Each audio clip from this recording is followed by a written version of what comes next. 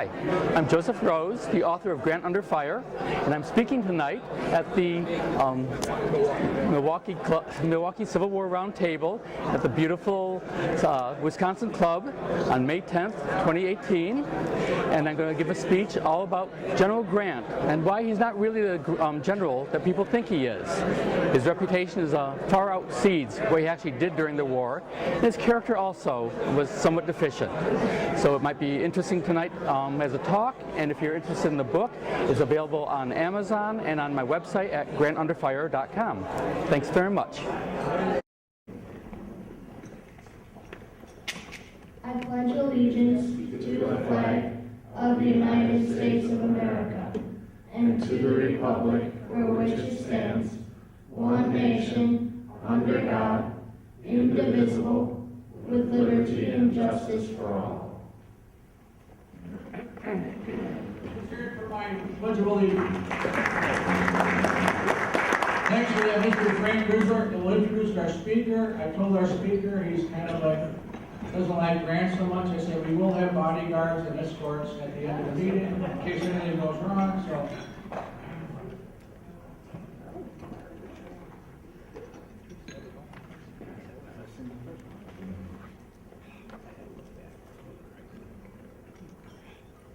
Okay, tonight making his first visit to our roundtable is Joseph Rose. Joe, this month's speaker, he's going to address his view of U.S. Grant as a general as well as Grant's moral character. His talk stems from his book, which he's got over there and which is for sale, Grant Under Fire. He spent 12 years thereabouts researching and writing this, and he challenges General Grant's outstanding reputation as an officer and a gentleman. Joe? Thank you. Should I use that microphone too, or just this microphone? Okay.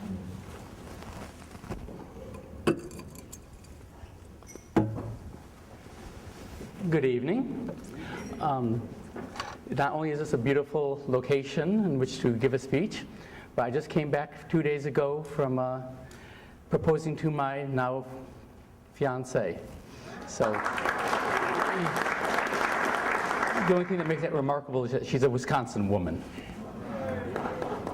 So fake news is not a modern concept. It was especially widespread during the American Civil War. And Ulysses S. Grant indulged in a great deal of it, both in his memoirs and during the war itself. My expose, which is online or available at grantunderfire.com and on Amazon, just in case you're interested, but tonight it's $30, $7.50 off. But it highlights the deficiencies in Grant's generalship and in his character. Grant promised that he would try to provide a true account in his memoirs and be just to his subjects. But his contemporary writings all too often contradict him. As general and as president, Ulysses S. Grant had a tremendous impact in war and in peace. Much that he did was praiseworthy. He had an extraordinary life. But many people say that Grant won the Civil War. But the devil is really in the detail. If you really look closely, there are 5 major factors that are often ignored in his exalted reputation. His staffer John Rawlins, Union naval power, the fortunes of war, otherwise known as luck, Grant's favoritism, and his unreliability as a chronicler of events. Grant's regular U.S. Army's, excuse me all that time. So he said that he was going to be just and truthful in what he wrote. And in his regular Army service, in the Mexican War and all, he provided very highly creditable work. But it ended in a cloud of alcohol out on the West Coast. And then after he left the Army, he generally failed in most of his civilian affairs. But the Civil War restarted his military career, and it was done through politics. Congressman Elihu Washburn and other influential Illinoisans helped Grant secure work in Springfield, Illinois, and eventually got command of a regiment for him. Yet in his second inaugural address, Grant denied the importance of this crucial political support He said that he was entirely without such influence or acquaintance. He had even considered baking bread instead of fighting, and he refused anything that he thought inferior to a colonelcy. During his later world tour, he erroneously proclaimed, "When the rebellion came, I returned to the service because it was a duty. I had no thought of rank." That's untrue. Grant knew the value of high rank, and without fighting a battle, Grant was promoted to brigadier general in the volunteers at Elihu Washburn's behest. Washburn supported him politically throughout the war. He might have been out of the war without his benefactor. And what was Washburn's reward? Grant ignored Washburn's importance when writing his memoirs. Luckily, Grant was assigned to John Fremont's Western Department, where Grant was only ranked by John Pope and Fremont himself.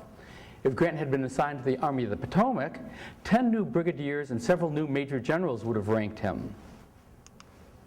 The first major incident where the memoirs falsified history is in the occupation of Paducah, Kentucky. In early 1861, Confederate General Leonidas Polk breached Kentucky's self-proclaimed neutrality by occupying the Mississippi River town of Columbus, because artillery emplaced on the bluffs there could stop Union downriver traffic. But if Polk was foolish for breaching Kentucky's neutrality, then Fremont and Grant were equally foolish because they wanted to do the same. Polk just beat them to it. So Fremont's spy reached Grant at Cairo, and he convinced Grant to occupy Paducah ahead of the enemy. Grant later boasted in his memoirs that he set off before receiving permission from Fremont. But messages in the official records indicate that Grant had gotten and responded to Fremont's orders, and Grant has an unsubmitted report in the Library of Congress that few seem to know about, and it states that I received Fremont's authorization and I replied the same day. He just changed his tune later on when he was writing his memoirs. Now, Grant chose many inferior drinking men as staff members throughout the war, but he made no mistake in choosing John Rawlins as Assistant Adjutant General, later Chief of Staff. And almost everybody said so. Now, what was Rawlins' reward for his indispensable services? Grant almost entirely excluded the completely loyal, self-effacing, hard-working subordinate from his memoirs, despite vital contributions. Some people even said that Rawlins was the main member of the team. So, Grant's biographers minimize and add insult to this injury. Jeffrey Perret would say that Rawlins was a man incapable of loyalty. More obtusely, Bruce Canton protested, with a defender like Rawlins, Grant had no need of any enemies. Grant likewise ignored his essential advocates, Charles Dana, in his memoir, while he turned the support of Henry Halleck into an adversary and an incompetent. And a lot of Grant biographers do the same. Actually, Grant thought the world of Halleck throughout the war. After the war, he found out that Halleck had sent in rumors of his alcoholism to like McClellan, and after then, Halleck was dead to him. So luckily for Grant, a powerful fleet of transports and gunboats were concentrating around Cairo, Illinois, which was Grant's new headquarters. These steam-driven transports moved and supplied his army. A flotilla of wooden-clads and ironclads overpowered the enemy forts and interrupted the enemy's lines of communication. The Confederates couldn't compete with the Union's naval superiority in coastal operations, through the increasingly stringent blockade, or on the western rivers where Grant was. As to Grant's common sense, or his keen grasp of strategy, which people talk about, just before being assigned to Cairo, he said, "I should like to be sent to Western Virginia, but my lot seems to be cast in this part of the world." And he then wanted to descend the Mississippi River, when ascending the Tennessee and Cumberland rivers would make much more sense. He was based at Cairo. He wanted to go downriver. But actually, if you go up the Tennessee and the Cumberland, one reason, when you're going upstream, a disabled gunboat would drift downriver to the enemy on the Mississippi, but it would drift downriver to safety if you're going upriver on the Tennessee or Cumberland. Fremont was replaced by Henry Halleck, who was another West Pointer, And he was prejudiced against so-called political generals, which is also probably one of the reasons he liked Grant. Grant was a West Pointer. Charles F. Smith was another West Pointer, and he was placed under Grant, and Grant showed him favoritism whenever possible. And the switch between Fremont and Halleck gave Grant an opportunity to lead an army down the Mississippi like he wanted in early November before he could be displaced by a higher ranking officer. Sorry. And just as he stated in the September previous. So at Belmont, despite distinct orders not to, Grant challenged the Confederates to battle. His infantry and his better artillery, he overran the Confederates' camp. But Grant lost control of his men and the enemy got away. The Confederates sent more men across the river. Grant was forced to cut his way out, but the retreat turned into a rout, and the rear of his column suffered severely, especially the 7th Iowa. But with the gunboats' protection, the transports were able to cut their hawsers, and he made it back to Cairo in safety. So he barely escaped, but he informed headquarters that victory was complete. He told his wife and his father that the victory was most complete. In 1864, Grant revised a report to replace the one that he had done right after the battle. He backdated it to November 17, 1861. The heading and the addressee were both wrong. They're both anachronistic. And Lieutenant General Grant signed it Brigadier General Grant. It also contained 2 outright fabrications to justify his insubordination in attacking in the first place. Now, this negligence was a sort of lifetime habit of Grant, along with his indolence. He was somewhat lazy, and he confessed to it. But his biographers overlook this, and they also argue that Grant was not personally corrupt.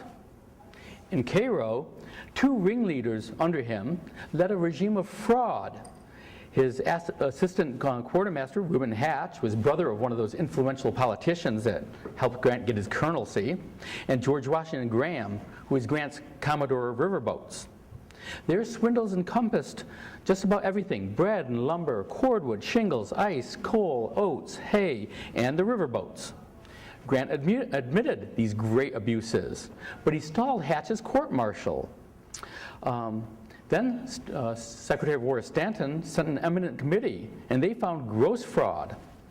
Assistant Secretary of War Scott, after examining the books, thought it strange that officers would certify to such corruption, meaning Grant.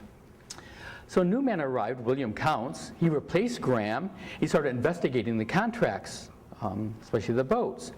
In a very short time, though, his explorations seemed to trouble Grant, who placed him under arrest, and Wash Graham was reinstated.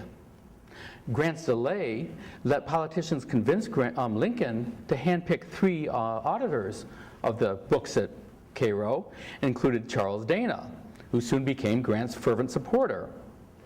Now, the outcome of the story is that when Hatch got back into the Army and Grant gave him a glowing endorsement, he became a quartermaster down in Vicksburg at the end of the war.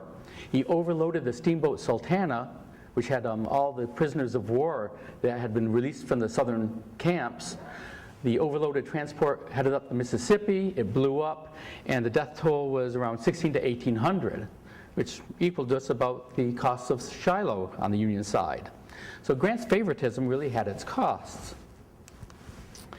Although Grant is often credited, many people had the idea for movements up the Tennessee and Cumberland rivers.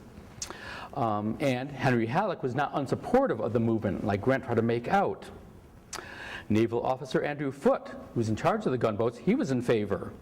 Now, Grant preferred to assault Fort Donelson first, but he yielded to Andrew Foote in trying Fort Henry.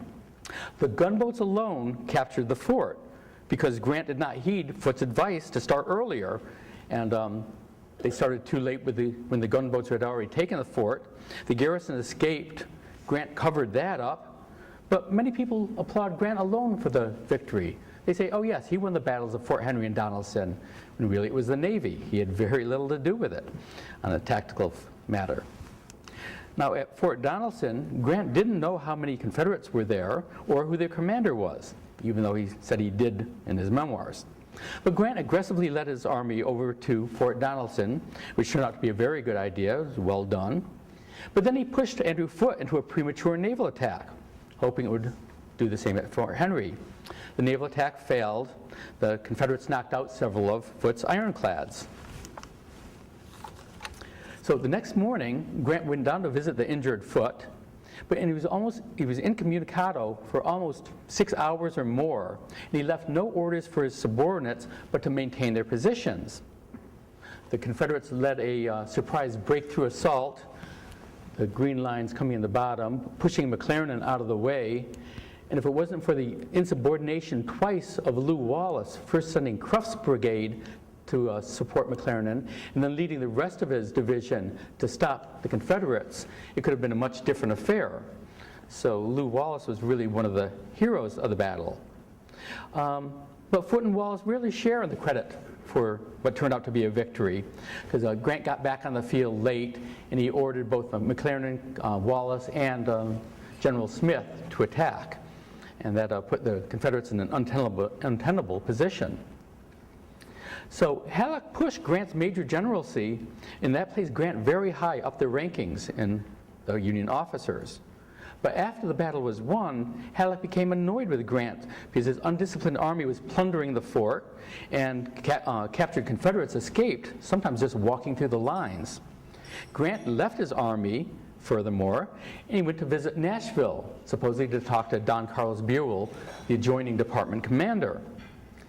He didn't provide Halleck with Army strength reports, and there were indications that Grant was drinking again. And due to these factors, Halleck removed Grant from command of the Tennessee River expedition.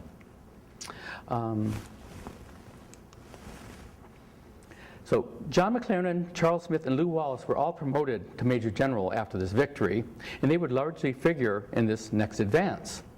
Halleck gave General Smith command of the expedition up the Tennessee, since he had sort of displaced Grant, and McClernand ranked Smith, but Halleck would have none of that, so Smith led the way. But pretty soon, Halleck, who was not Grant's jealous tormentor, as many say, he soon let Grant resume command, and I think Lincoln had nothing to do with it. Lincoln's message to Halleck came after he'd already put Grant back in command. So Grant started out well, concentrating his forces around Pittsburgh Landing and Shiloh. But the trouble was, he kept his headquarters at Savannah, where there's a nice mansion. He's about 10 miles downriver from his troops, but that's where he stayed for weeks. Buell was bringing his forces overland from Nashville, and Grant knew that the bridge was out at Columbia and that Buell would be late. He still stayed at Savannah, really doing nothing. He had no excuse for doing it, but they sort of cover that up both in the memoirs and by his biographers. So the Confederates under Albert Sidney Johnston were at Corinth, just 20 miles away, one good day's march. Grant had wanted to attack the Confederates, but he was restrained by Halleck, who wanted to wait until Buell got there. So staying in that mansion at Savannah, Grant made mistake after mistake. He neglected his army, he ignored proper precautions, despite thinking that the Confederates outnumbered him 2-1. He stopped sending out spies and scouts. Few patrols went out. He didn't have vedettes, the mounted cavalry that should have been in front of the camp to alert him. He had his newest and least experienced divisions at the front. One was under Sherman. He didn't place his artillery. He switched his artillery and cavalry at the last minute. He transferred commanders at the last minute, once just for his own favoritism and not for any good reason. He didn't entrench. He didn't construct entanglements or clear fields of fire. So the day before battle, Grant postponed meeting Buell, who had finally arrived, even though that was his whole purpose supposedly, in staying at Savannah all this time.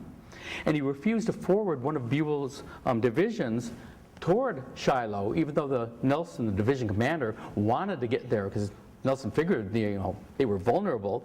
Grant claimed that they couldn't march through the swamps south of Savannah. Sydney. So Grant's here in Savannah. He was thinking that, well, when Nelson could march, it would have to go through these swamps, but they were all overflowed. Nelson ended up having to take a whole different route. So when Albert Sidney Johnston and the Confederates attacked, they found the Union camps surprised and seriously unprepared. The first day of battle, April 6th, was nearly a catastrophe. And only Everett Peabody's insubordinate patrol early that morning prevented a total surprise, and he probably saved Grant's army. Now, hearing the battle, Grant ordered Nelson, who he said couldn't march through the swamps the day before, he ordered him to march through those swamps. But he merely notified Buell that the battle had begun. He didn't do anything else with the rest of Buell's army that was on the road and soon to arrive. Grant tardily went upriver in his flagship, the Tigress. He stopped at Crump's Landing, sort of midway, and that's where Lew Wallace had the 3rd Division. So there are 5 divisions here. His 6th Division was strung out along the roads halfway between. Lew Wallace confirmed that there was a battle at Pittsburgh Landing.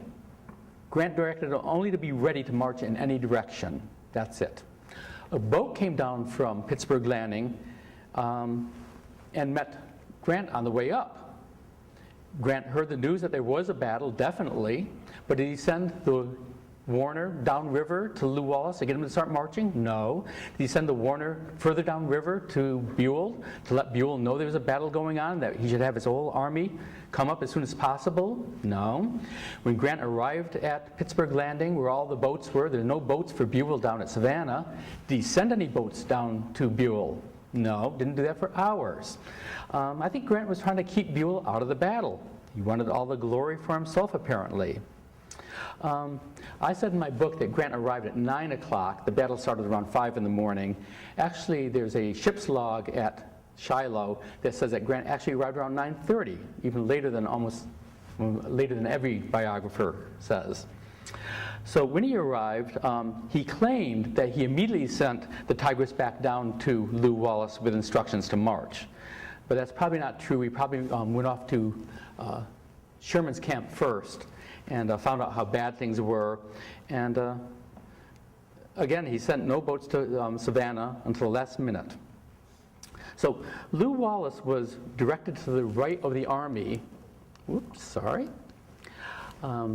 would be right on Sherman's right over the Owl Creek Bridge. So he made a plan to march this way and join Sherman on the right. But by the time he got up to here, one of Grant's staff officers met him, told him the battle was going so badly, the Confederates had already pushed back beyond this bridge. He couldn't get in this way. He'd have to backtrack all the way. So for the whole first day, he was out of the battle. Grant blamed him for this. He blamed the loss on the first day and the failure to achieve victory on the first day, all on Lew Wallace.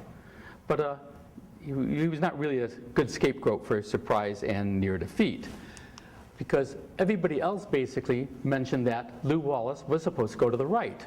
Baxter, who took the orders down to Lew Wallace, Wallace himself, Wallace's staff, Sherman, 2 of the officers that Grant sent after Wallace to turn him back onto the right route, and even Grant's little pet biographer, Badeau.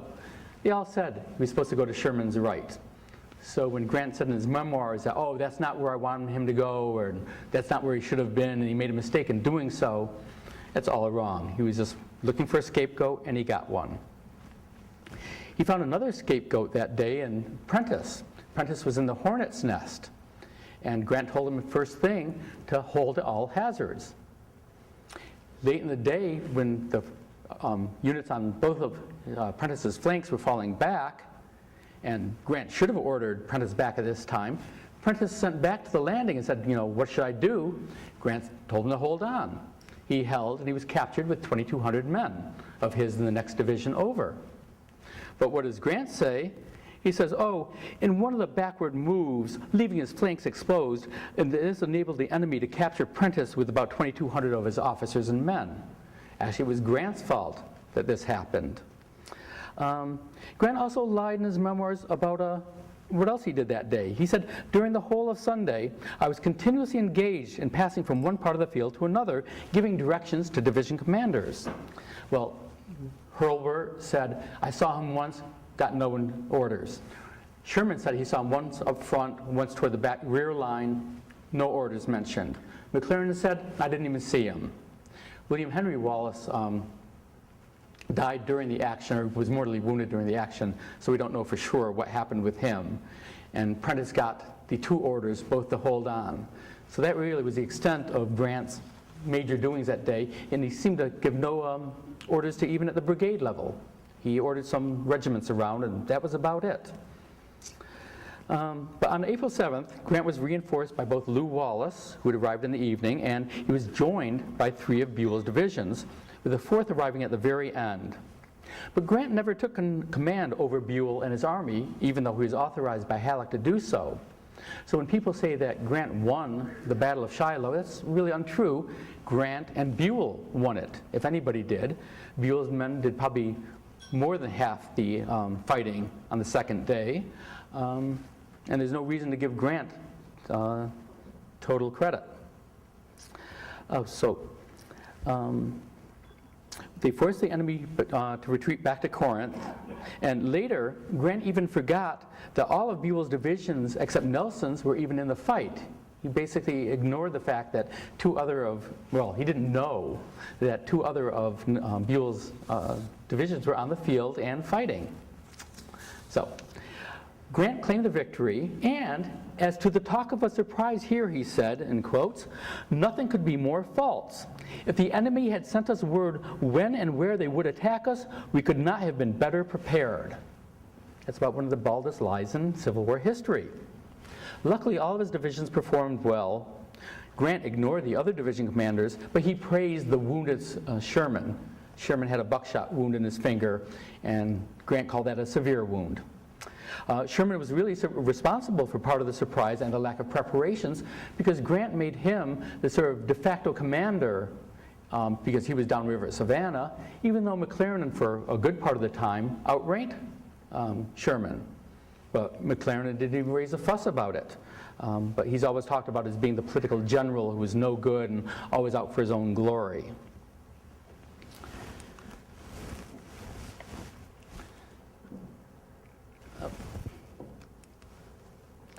So, the next lie of Grant's in his memoirs was in the siege of Corinth. Halleck arrived on the field. He brought in another army under Pope. So the 3 armies, Grant, Buell, and Pope, were to advance slowly on Corinth because they entrenched much of the way, having been surprised once. They weren't going to do it again, and the weather was bad. Grant was placed in second of command, in charge of both the reserve and his old army, which was directly under the command of George Thomas, and that's why I think George Thomas, was now on Grant's enemies list ever after. And Grant took really little part of the Corinth campaign, but he still had good things to say about it. He said that, first he was saying that he says one more battle in the Mississippi Valley should do it. But in his memoirs, he said, I gave up all idea of saving the Union except by complete conquest. And then, during the siege of Corinth, the slow advance, he was fine with it. He said, we do well, slow but sure work, slowly but in a way to ensure success. He even said after Corinth was captured, there's going to be much unjust criticism of this affair. It will prove to be a great victory.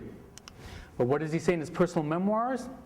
Well, I could have captured Corinth in 2 days' campaign. He was trying to slag Halleck again.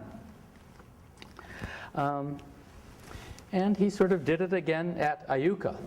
Grant was trying to do a little pincer move against Sterling Price, who was at Iuka. Rosecrans, whose idea it was going to come in from the south, and Ord was going to come in from the north and distract the Confederates first before Rosecrans came in behind, cut off their escape route, and they bagged the Confederates. Grant was at his headquarters in Burnsville, and there are indications that he was drinking, and that's why he was out of contact with Rosecrans for like 30 hours. And Ord, he didn't send in, which was supposed to be the plan, but he changed the plan all around in his memoirs, saying, no, Rosecrans was supposed to attack.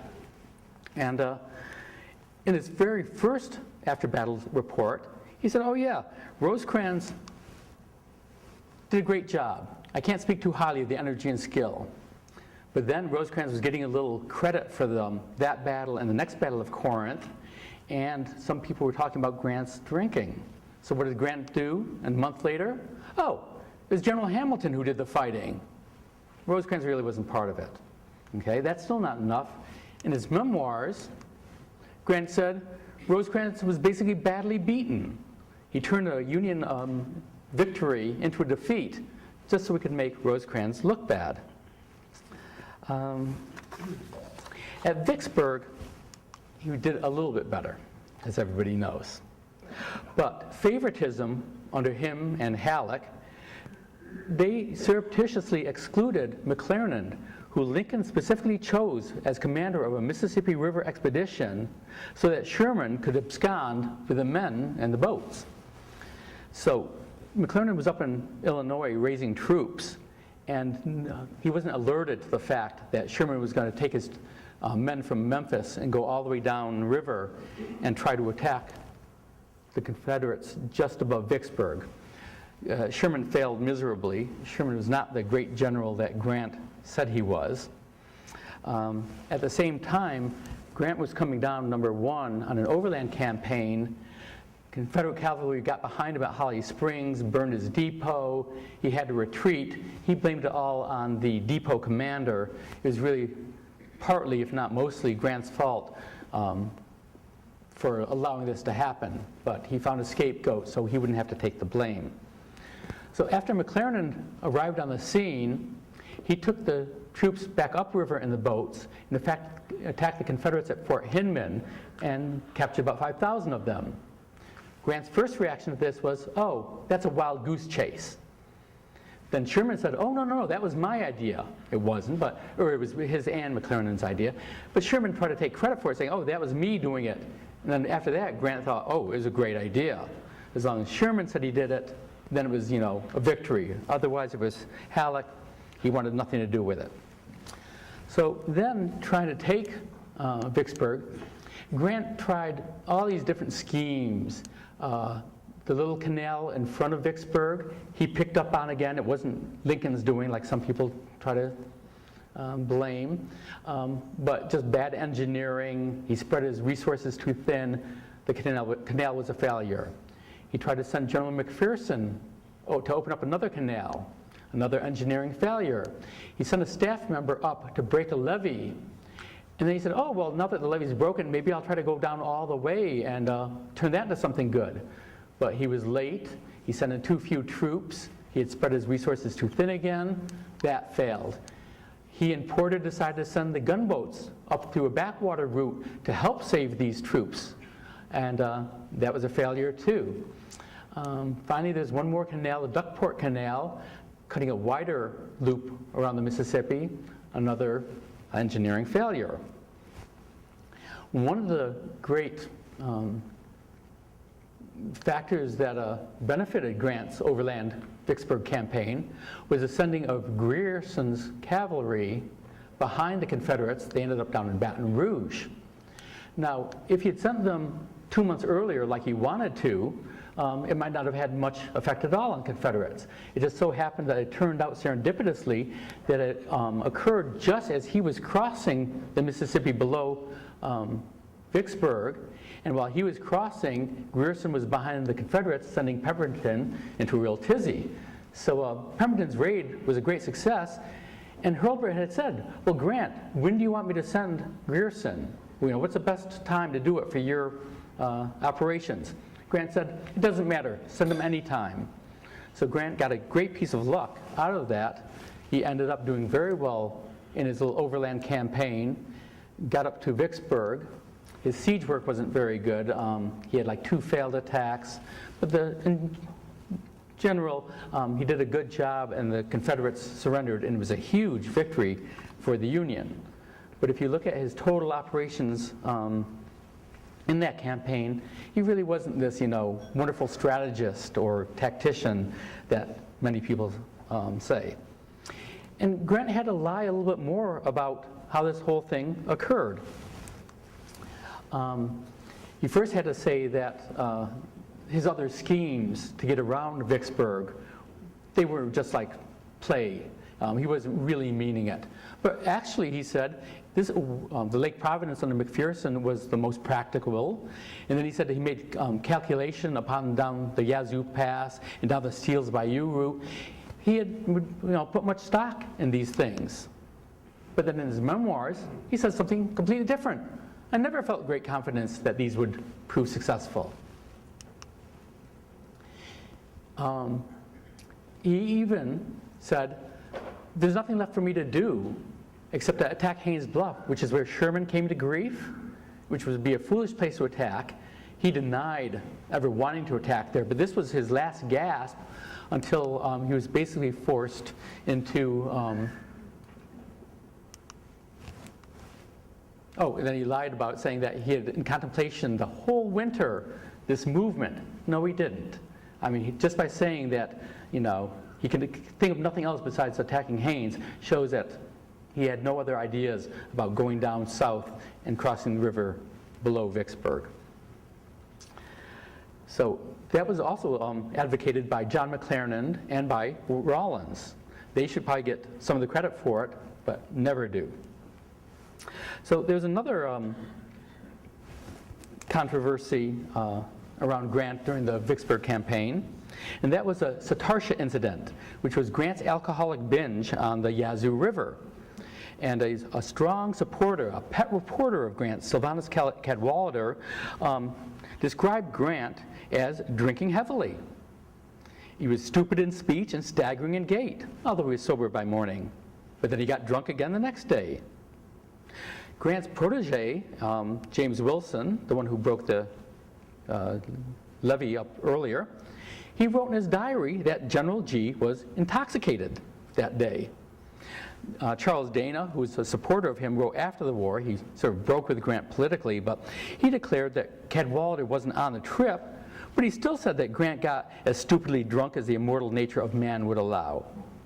Rawlins wrote before Grant embarked that the lack of your usual promptness of decision and clearness in expressing yourself tends to confirm my suspicion that he was drinking. There's nobody who mentioned Grant's sobriety. Grant's friend, Dr. Cateau, who was his family physician back in Galena, served under him during the early years of the war, he wrote afterwards, Grant was addicted to the use of strong drink during the early years of the war. He said that the allegations of Grant's drinking at the time of the Yazoo showed him yielding to his old habits, and they were founded entirely on facts. So you've got all this evidence that Grant was drinking at this time, but if you read his supporters, they want nothing of it. They just think it wasn't true. And there's more evidence beyond even that. Grant was also not so good about his treatment of African Americans. He did follow Lincoln's and the administration's wants in raising black regiments, but he kept them out of battle. He kept them across the Mississippi guarding plantations. He gave them inferior weapons. When he was drunk on the Yazoo, there were about 3 or 4 African American regiments who were bravely fighting off a Confederate attack, and they almost got pushed in the Mississippi River. Luckily, some gunboats arrived. The blacks fought valiantly. They had like Belgian terrible rifles, no artillery, so it was just sort of lucky that they survived, but they did. And throughout the rest of the war, Grant made many decisions based on the color of the troops' skins. He would say, yes, send the white troops. Yes, keep the blacks behind. During the Overland Campaign, he had his one black division that was sort of directly under him, under Burnside. He had them following the supply trains the whole way down. Even when the white troops were all exhausted, shot up, just morally spent, he still kept the blacks with the trains. At the crater, he and Meade both kept blacks out of action. So 2 of the people that Grant didn't like showed up at his next battle at Chattanooga. George Thomas, who commanded the Army of the Cumberland, and Joseph Hooker, who came from the east to help support him. So at Chattanooga, Tennessee, the Confederates had surrounded the Union position. The Union had only like one really rough road to supply the troops, and they were basically besieged. So just as Grant arrived, Rosecrans had planned it. an engineer, Baldy Smith, sort of led the operations, and Thomas ordered it done before Grant even arrived. They floated boats downriver, pontoons, built a pontoon bridge, made a crossing here. Hooker came in from the end of the rail line to secure the rest of it, and they got the cracker line, which provided supplies without trouble to the Union troops in Chattanooga. Is no longer besieged. Of course, who takes credit for that? General Grant, especially because he didn't like Rosecrans, Thomas, or Hooker. Oh, and he didn't like Baldy Smith after the war either. So Chattanooga is a natural amphitheater.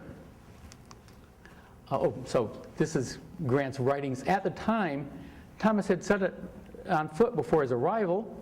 Thomas's plan was successful, but in his memoirs, that night I issued you the orders. He didn't.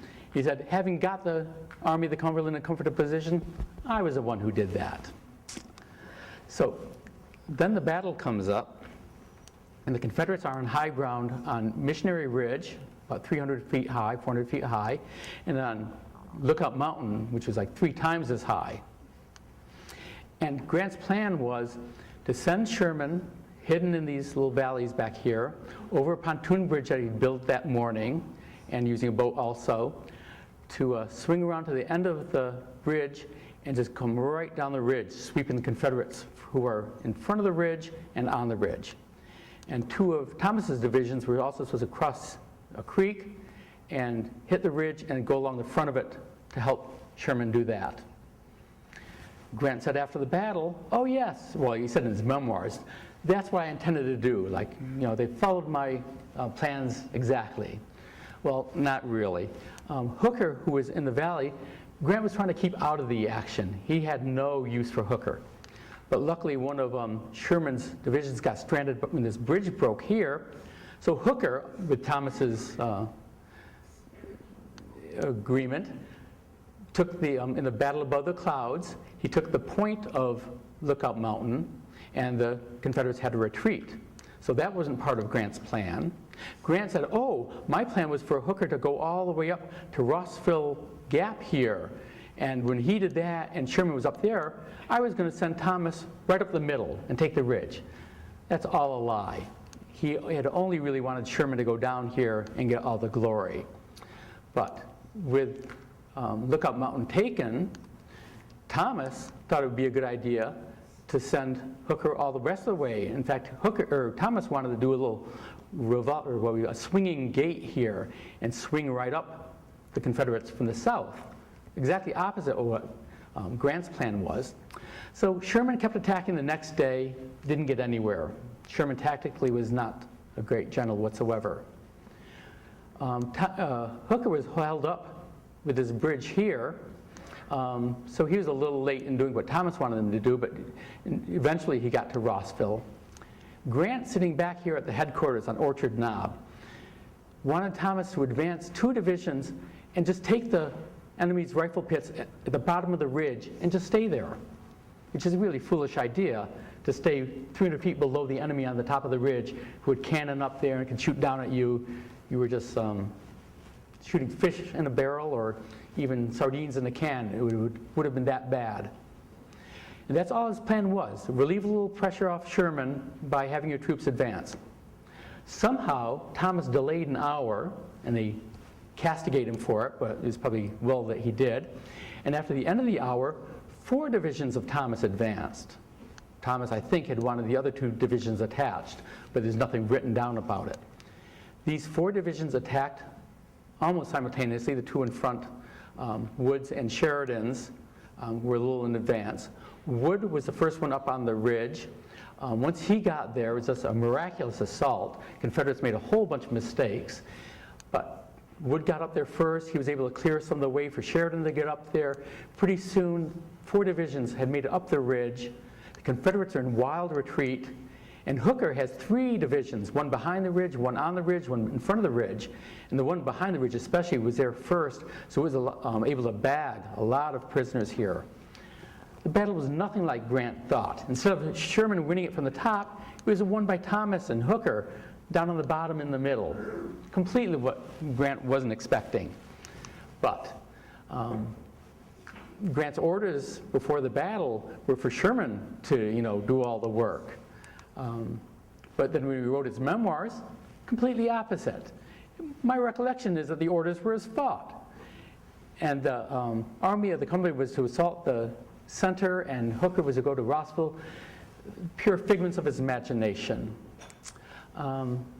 You could probably talk about the Overland Campaign, but I'm assuming I'm running out of time usually at this point. Generally, Grant made about 5 maneuvers and 5 battles during this period. Each maneuver basically failed. Each battle, except maybe at North Anna, was a defeat. North Anna could be considered a draw. He moved across the Rapidan River into the wilderness, but he didn't get through the wilderness in one day like he should have. He allowed Lee to come up to give him battle in the wilderness, which is a terrible place. Your artillery is worthless. The Confederates were just better at doing such things. The wilderness was a defeat. So Grant tried to get down to Spotsylvania Courthouse. He had the shorter route. He failed, especially because of his choice of Sheridan as cavalry commander. Confederates got there first. Grant kept attacking and attacking and attacking, wasting his troops. That was another Confederate victory. So Grant tried to get down to the North Anna. Lee again got there first. Luckily, this time Grant sort of realized he was in a bad position and he didn't order assaults. So he sort of got out of that one without too much damage. He got down to Cold Harbor. Now, the mistake this time was he had wanted Baldy Smith, the engineer from Chattanooga, who he liked, to bring his division from Butler, and he was supposed to come in and help out at Cold Harbor. Unfortunately, he sent him up the river 3 times. He ordered him to go up the Pamunkey when he was supposed to order him the last time to Cold Harbor. So he arrived late, and thus, I think, foregoing the chance of victory at Cold Harbor. So what happened on June 3rd? Grant ordered another attack all along the lines, which is what he was wont to do. It failed miserably. The wounded men who were left in the no man's land between the lines were there for about 4 or 5 days because Grant refused to admit defeat to General Lee. He wouldn't send in a flag of truce that would allow a suspension of firing to get those men out of there. So really, Grant's reputation is founded on so many things that are false. And then even at Cold Harbor, he said that he regretted that the attack was ever made in his memoirs, but in his staff member's diary, it says Grant spoke of ordering another assault 2 days after the main assault. These are just things you did not hear about the great General Grant. So I know I'm a vicious critic, but I think that what I say is based on the evidence, and a lot of it's based on Grant's own writings. And you really can't argue with that, or you shouldn't. So I'm expecting some really tough questions. So would anybody like to ask me anything? Sir? Nope. Do you need to bring a microphone? There's a man here to the back right. Of the more traditional biographies of Grant, say, since Bruce Catton on, what would you say is the most balanced that gives some of the flaws to the degree that you'd like to see? William McFeely, I think it's 81, he wrote one that had more of his personality flaws. He thought he was a good general, but McFeely wasn't really well-grounded in military campaigning. But he was much more balanced in how he treated Grant as a man. Almost all of the other books, except maybe William Woodward's in the 1920s or so, just praise Grant to high heavens. They'll just follow his memoirs. They'll twist evidence if necessary. I'm a harsh critic of some of these other biographers, but they are of me too. Next. General Grant had a lot of flaws, but he also is a product of West Point, which is a pyramid system, and that generates a lot of selfishness, and also I believe it's envy and trying to go up the ladder to reach the top. I'm not sure what background Grant was using for his notes when publishing his biography. I suspect that he didn't have everything complete. He had his flaws, but I think when he was writing his biography, he was also very, very sick. Yes. He was almost bankrupt, and he was doing this to give his wife and his children some type of a retirement, because at that time, the retirements for generals were very, very poor. So I think we have to look at it with also a jaundiced eye. He was a man with flaws, but he also had, in my opinion, had the industrial group of the North, and he could afford to lose the men, where the South could not, and they didn't have the industry. So he didn't have to be a genius that some people claim. You just had to stay ahead of the game and just get the troops in. That's just my opinion. You made about 10 good points there. I wish I could remember them all. The North certainly won because of superior manpower and economy. Grant was definitely bankrupt. The reason he was bankrupt, though, is if you remember Bernie Madoff and like Ponzi schemes. Well, Grant's son had joined this one Wall Street financier and became partners with him. Grant joined the partnership. They were giving the Grants back a lot of their money as interest, though they were also accumulating a lot of his paper capital. And so when this man's Ponzi scheme fell apart, it took the Grants down with it. Now, you would think that with Grants being 2 out of the 4 partners in the firm, they should have also have done some due diligence. So it's not just Grant being victim in that respect. He was actually part of the problem. And he took a lot of other people's money down with him. So I don't feel too sorry for him about that. He loved his family. I'm sure he wrote his memoirs to help his family. And in writing the memoirs, not only was he just sick, he was also under the influence of alcohol, morphine, and cocaine. And I'm sure that's not going to help you write that well. He initially had the assistance of Adam Badeau, then he had the assistance of Fred Grant. He also had a lot of his papers. So you could sort of say, yes, there might be some reason for him getting things wrong, but he was also lying about the Battle of Chattanooga in his after-battle report. So his untruthfulness came out early. It wasn't just in the memoirs. I've been studying the Civil War for probably about 60 years, and I've heard a lot of this over those 60 years. Reasons why Grant wasn't a good general. And I think a lot of it developed because it had to enforce the myth of the lost cause. In order to make Robert E. Lee walk on water, you had to integrate Ulysses and Grant. And so that's why I disagree with a lot of, I just read the Churchill's biography on General Grant. And if you hadn't read that, I would suggest that you read it. I've got it. Oh, sorry. I found it very balanced. He did indicate that Ulysses S. Grant wasn't alcoholic, but he overcame this by sheer willpower. There was no AA. John Rawlins did a lot of work in helping him control that, but he did it on his own. Having said that, if somebody came in here and knew, if some of these young people had never studied the Civil War, they might believe that the Union lost. But he won everywhere he went, and you can't beat that. I've often heard it say that he was the first of the modern generals because he was able, yes, they did logistically have the superiority, but he was able to bring that to bear when needed. The other thing is, if you look up to the time that, up until the time he went east, what the Union had faced is terrible. It was just catastrophic. And where he made the change is that every other time that generals had attacked Lee, they were defeated and they went home and they sat there.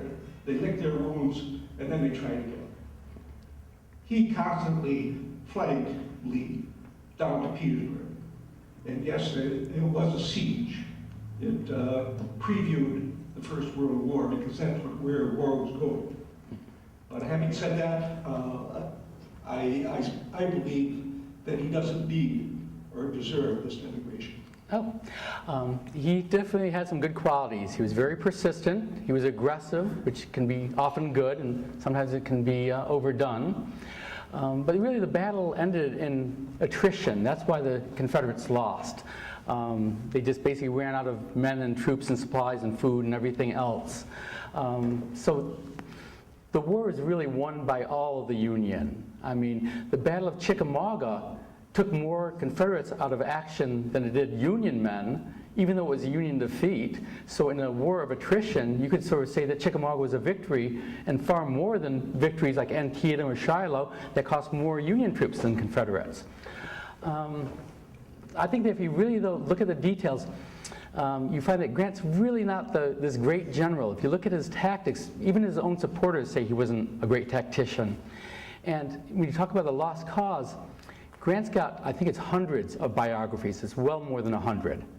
There's only about 2 that treat him somewhat fairly. Almost every other thing is just pure hagiography. Anything good that they can say about Grant, they do. They don't say anything, they ignore the things about Grant, or they make them into something good. It's really not that way at all. Grant's got this great reputation, and he's got it because of all the people, and he himself, have written such great things about him.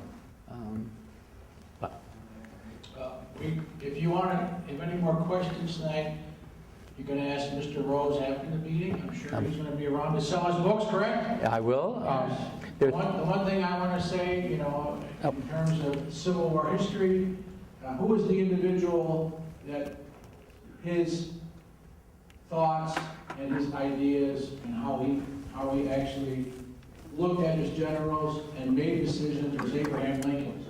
Abraham Lincoln had a choice. You could either make General Meade Commander-in-Chief of the Army, or you could make General Grant Commander-in-Chief of the Army, and he chose Grant. So the person I always go back to is, what did Abraham Lincoln think? Because his was the final decision. And that's a great thought. But I'm going to get back to you later. You're in trouble. Okay. Good. Well, thank you all.